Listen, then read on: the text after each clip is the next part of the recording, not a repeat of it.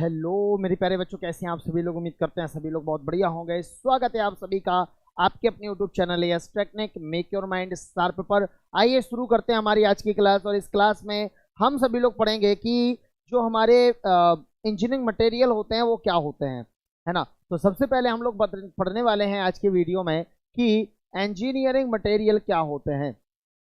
Engineering material क्या होता है, ठीक है। तो अगर मैं आपसे कहूं इंजीनियरिंग मटेरियल क्या होते हैं, तो हम कहेंगे वह मटेरियल वह मटेरियल जिनका यूज इंजीनियरिंग वर्क्स में किया जाता है, उन्हें इंजीनियरिंग मटेरियल कहते हैं। इंजीनियरिंग मटेरियल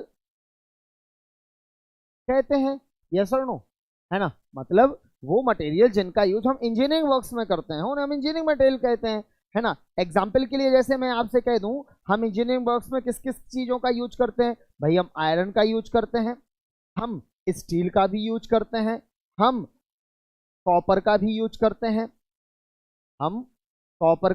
करते हैं, हम एल्यूमिनियम का भी यूज करते हैं, ठीक। और हम कुछ इंसुलेटिंग मटेरियल का भी यूज करते हैं, इंसुलेटिंग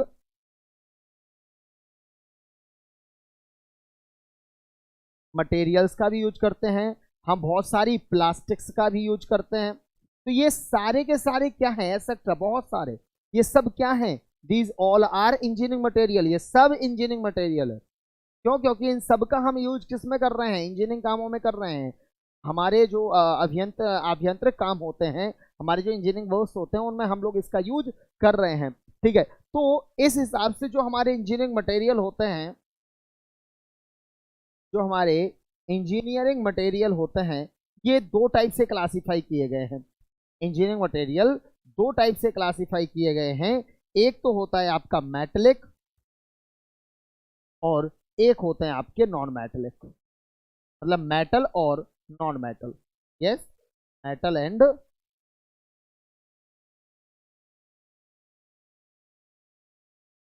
नॉन मेटल, मतलब धातु तथा धात्विक पदार्थ तथा अधात्विक पदार्थ, धातु तथा अधातु, ये दो टाइप से क्या किया गया है, क्लासिफाई किया गया है। क्लियर? तो ये हमारे इंजीनियरिंग मटेरियल होते हैं। आगे अगर हम बात करें कि जो हमारे मेटल्स होते हैं, metals are further classify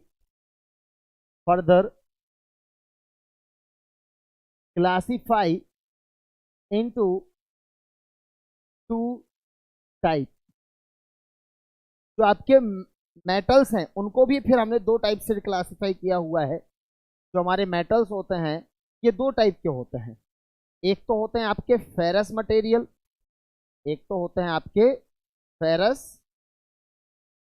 material, और एक आपके होते हैं नॉन फेरस मटेरियल।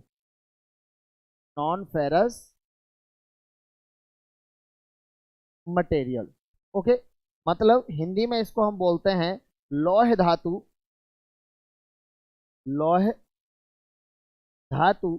और इसको बोलते हैं अलोह धातु, ठीक।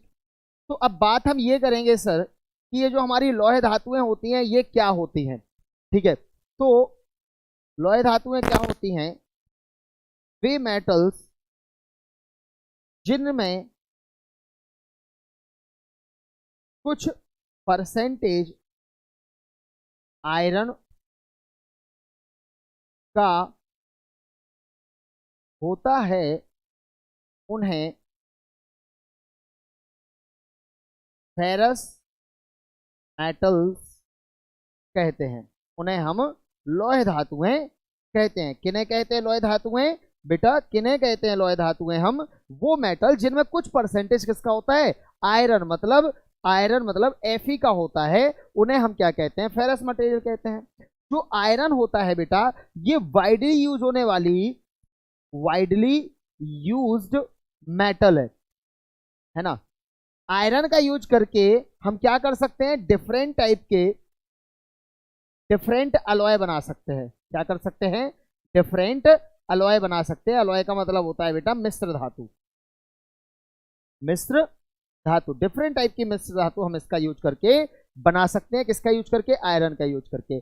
आयरन जो होता है ये नेचर में ओर के फॉर्म में पाया जाता है। और मतलब अयस्कों के रूप में पाया जाता है। किसके रूप में पाया जाता है, ये अयस्कों के रूप में ये नेचर में पाया जाता है। ठीक है, तो ये हमारे क्या कहलाते हैं, फेरस मटेरियल, जिनमें कुछ परसेंटेज आयरन का होता है। फेरस मटेरियल जो होते हैं इनका यूज छोटी नीडल से लेकर के, नीडल मतलब जो आपकी सुई होती है, छोटी सुई से लेकर के ब्रिज बनाने तक में इसका यूज किया जाता है। क्या, जो आपके ब्रिज होते हैं उन ब्रिज को बनाने में इनका यूज किया जाता है। तो इनका छोटी सी छोटी चीज में भी यूज होता है और बड़ी से बड़ी चीज को बनाने में भी हम लोग फेरस मटेरियल्स का यूज करते हैं। ठीक है, तो ये आपके क्या होते हैं, ये होते हैं आपके फेरस मटेरियल और नॉन फेरस मटेरियल। अब फिर फर्दर जो आपके फेरस मटेरियल होते हैं वो फर्दर देखो, तो आपके इंजीनियरिंग मटेरियल मेटलिक होते हैं और नॉन मेटलिक होते हैं। फिर मेटल आपके दो टाइप के होते हैं, फेरस होते हैं और नॉन फेरस होते हैं। अब जो आपके फेरस मटेरियल होते हैं वो भी आपके चार टाइप से क्लासिफाई होते हैं। फेरस मटेरियल में पहला आता है आपका पिग आयरन। क्या आता है, पिग आयरन, जिसे हम बोलते हैं कच्चा लोहा। उसके बाद फिर आता है आपका कास्ट आयरन, जिसे हम बोलते हैं ढलवा लोहा। फिर आता है आपका रॉट आयरन, जिसे हम बोलते हैं पिटवा लोहा। और एक होता है आपका स्टील। ठीक है, तो ये सारे किसके टाइप हैं, ये सारे के सारे आपके आयरन के ही टाइप होते हैं। ठीक है, अब फिर जो आपका पिग आयरन होता है, इसे हम ओर से क्या करते हैं, ओर से सबसे पहले पिग आयरन बनाया जाता है। ठीक है, फिर पिग आयरन से हम लोग कास्ट आयरन भी बना सकते हैं और पिग आयरन से हम लोग रॉट आयरन भी बना सकते हैं। ठीक है, और पिग आयरन को से ही हम स्टील भी बना सकते हैं। ठीक है, कास्ट आयरन से भी हम स्टील बना सकते हैं, रॉट आयरन से भी हम स्टील बना सकते हैं। तो स्टील हम इन तीनों से बना सकते हैं। पिग आयरन से भी स्टील बन सकता है, कास्ट आयरन से भी स्टील बन सकता है, रॉट आयरन से भी स्टील बन सकता है। लेकिन कास्ट आयरन कैसे बनाओगे, तो पिग आयरन से कास्ट आयरन बनाओगे। रॉट आयरन कैसे बनेगा, तो पिग आयरन से ही रॉट आयरन आपका बनेगा।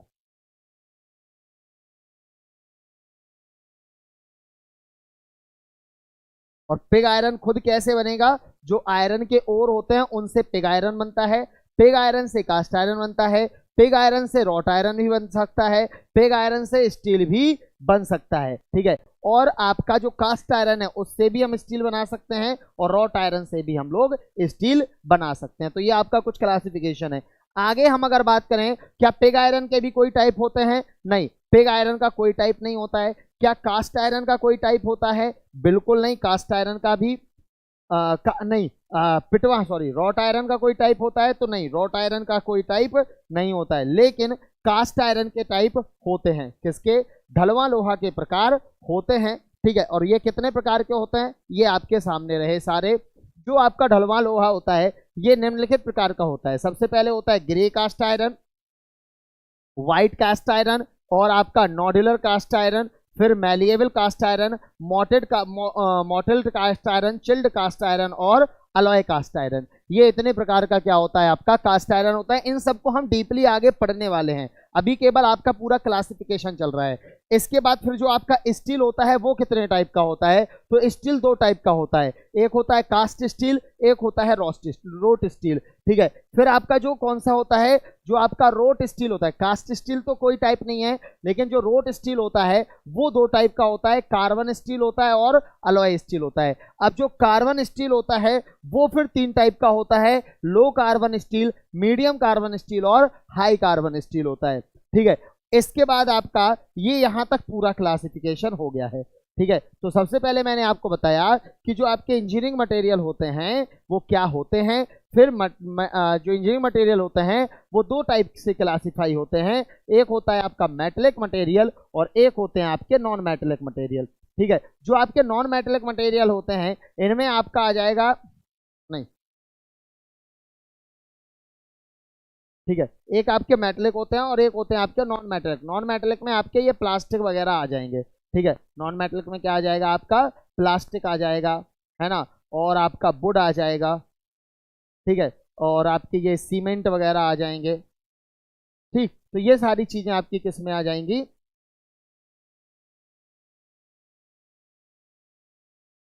सीमेंट, ये सब कुछ आपका इसमें आ जाएगा। सिरेमिक भी इसमें आ जाएंगे। ठीक है, तो ये आपके नॉन ये आपके नॉन मेटेलिक मटेरियल में आ जाएगा। फिर जो मेटेलिक मटेरियल होता है वो दो टाइप का होता है बेटा, एक होता है आपका फेरस मटेरियल और एक होता है आपका नॉन फेरस मटेरियल। फिर मैंने आपको इसको भी क्लासिफाई करके बताया था कि जो आपका फेरस मटेरियल होता है इसमें आपके चार टाइप के आ जाएंगे, पिटवा, ढलवा और पिटवा लोहा, ढलवा लोहा, कच्चा लोहा और स्टील। वहीं जो आपका नॉन फेरस मटेरियल होता है इनमें क्या क्या आ जाते हैं, तो इनमें आ जाएगी आपकी कॉपर आ जाएगी, इसमें आपकी एल्यूमिनियम भी आ जाएगी, कॉपर आ जाएगी, एल्यूमिनियम आ जाएगी, जिंक आ जाएगी। ये आपकी कुछ मुख्य नॉन फेरस मटेरियल्स हैं जो हमारे सिलेबस में भी है, हम लोगों को इसको कवर भी करना है। ठीक है, फिर आपका जो ढलवा लोहा होता है, कास्ट आयरन होता है, ये आपका निम्नलिखित प्रकार का होता है, भूरा ढलवा लोहा, श्वेत ढलवा लोहा, नॉडुलर ढलवा लोहा, आघात वर्धनीय ढलवा लोहा, चित्तीदार ढलवा लोहा, द्रव शीतित ढलवा लोहा और मिश्र ढलवा लोहा। मतलब आपका grey cast iron, white cast iron, nodular cast iron, malleable होता है, मोटेल्ड होता है, चिल्ड होता है और अलॉय कास्ट आयरन होता है। फिर आपका जो स्टील होता है वो दो टाइप का होता है, आपका एक कास्ट स्टील होता है, एक रॉट स्टील होता है।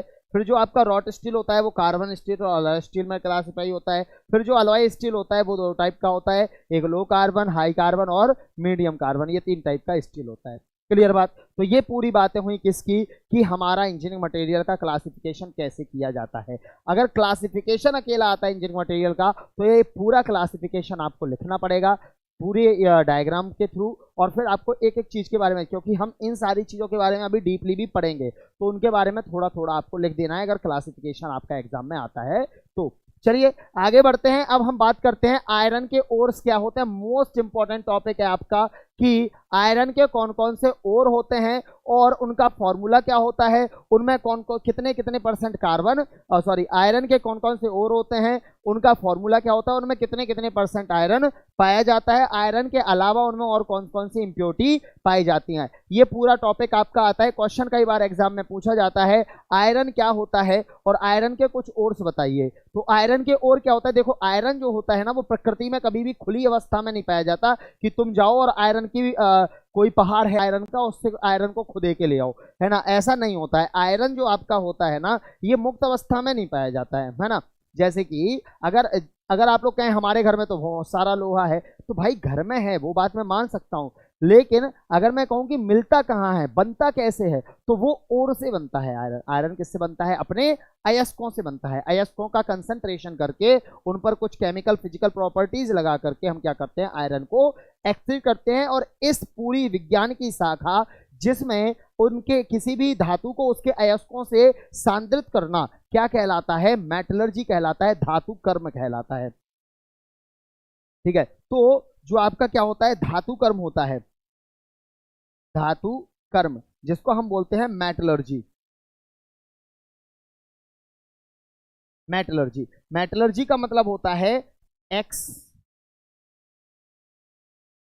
एक्सट्रैक्शन ऑफ, एक्सट्रैक्शन, मेटलर्जी क्या होता है, extraction of any metal from its ore using different methods.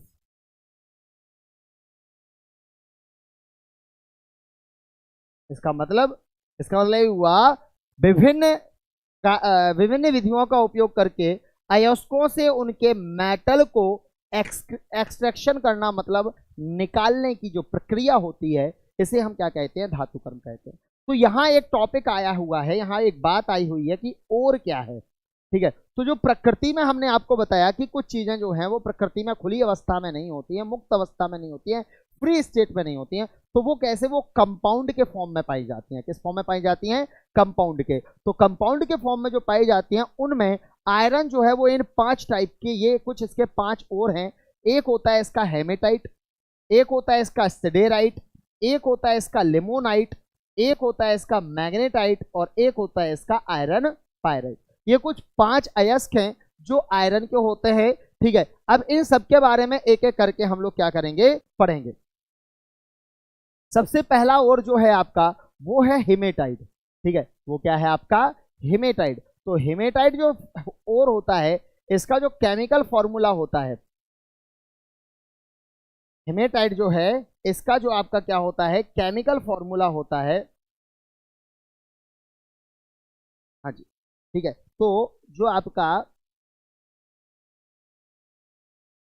ठीक है, हेमेटाइट जो होता है इसका केमिकल फॉर्मूला होता है Fe2O3। क्या होता है, Fe2O3। मतलब हेमेटाइट जो होता है वो आयरन ऑक्साइड होता है। क्या होता है, आयरन ऑक्साइड होता है। आयरन ऑक्साइड होता है जिसका फॉर्मूला होता है Fe2O3। ठीक है, इस अयस्क में आयरन जो है वो प्रचुर मात्रा में पाया जाता है। कैसा होता है ये, रेड कलर का होता है। इसमें सल्फर फास्फोरस की इंप्योरिटी आप देख रहे होंगे बहुत कम है। इसमें आयरन कितने परसेंट होता है, 60 से 70% तक इसमें क्या होता है, आयरन होता है।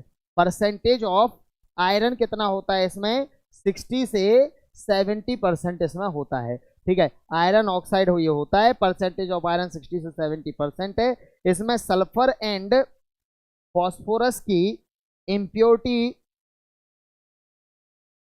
बहुत कम होती है। क्या होती है, बहुत कम होती है।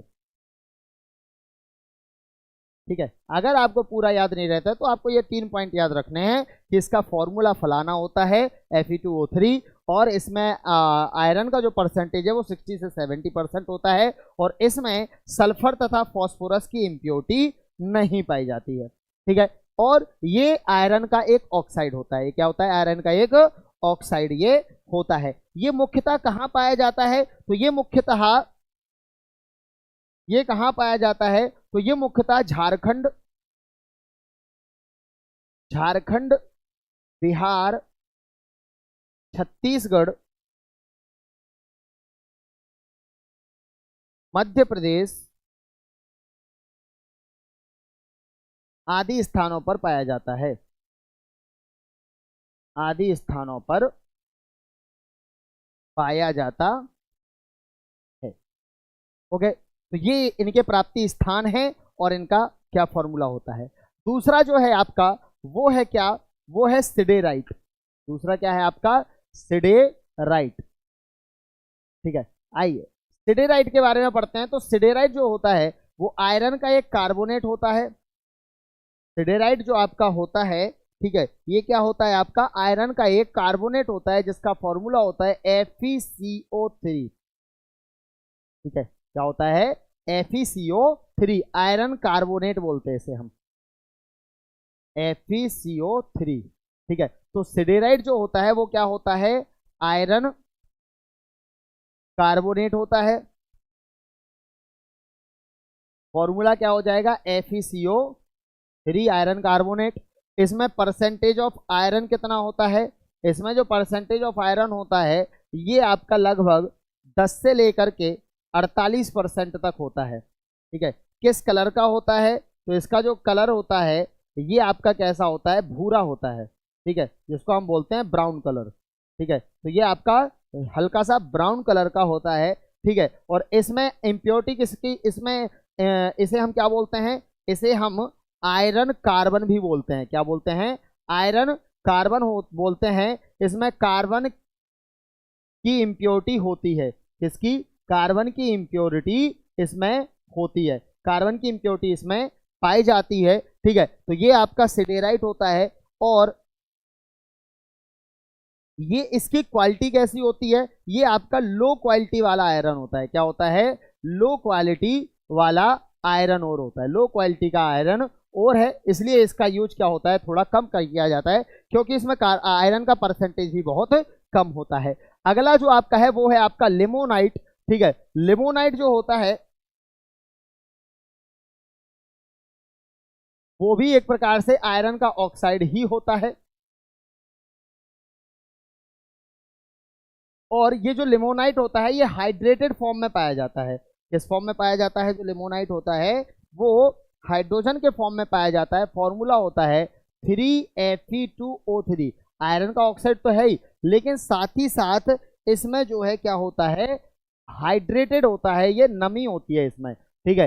तो इसका फॉर्मूला होता है 3Fe2O3.3H2O। तो ये हाइड्रेटेड आयरन ऑक्साइड होता है। क्या होता है? ये हाइड्रेटेड आयरन ऑक्साइड होता है। और चूंकि इसमें वाटर एक्स्ट्रा होता है इसलिए इसका हल्का सा कलर कैसा होता है? पीला पीला सा होता है, ठीक है। तो इसमें percentage of carbon, percentage of iron कितना होता है? तो इसमें परसेंटेज ऑफ आयरन जो है ज्यादा नहीं होता है, 35 से 50% तक इसमें आयरन होता है। हाँ, सल्फर तथा फॉस्फोरस की इंप्योरिटी इसमें नहीं होती है। सल्फर और फॉस्फोरस की जो इंप्योरिटी होती है वो इसमें नहीं होती है, नहीं होती है, लेकिन इसमें नमी होती है। क्या होती है इसमें? इसमें नमी, मतलब जो आपका मॉइस्चर होता है वो इसमें पाया जाता है। मॉइस्चर पाया जाता है, मॉइस्चर पाया जाता है, इसमें मॉइस्चर पाया जाता है। सल्फर फॉस्फोरस की इंप्योरिटी होती नहीं है। परसेंटेज ऑफ आयरन 35 से 50% होता है। और इसका जो फॉर्मूला होता है वो कितना होता है? 3Fe2O3.3H2O इसका फॉर्मूला होता है। ये कहाँ पाया जाता है? तो ये मोस्टली उत्तर प्रदेश के कुछ क्षेत्रों में पाया जाता है। जैसे उत्तर प्रदेश में आपका एक हो गया रानीगंज हो गया, ठीक है, और मिर्जापुर हो गया, है ना, रानीगंज हो गया, मिर्जापुर हो गया, हाँ, जहाँ के कल्लन भैया थे, बिल्कुल, हाँ। तो रानीगंज, मिर्जापुर उत्तर प्रदेश में ये मोस्टली कहा होता है बेटा, पाया जाता है, ठीक है। इसके अलावा ये हिमाचल प्रदेश में भी पाया जाता है। कहाँ?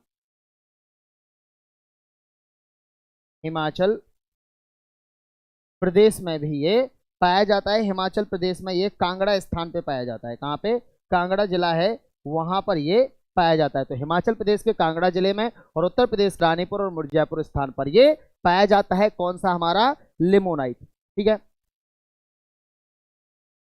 ओके।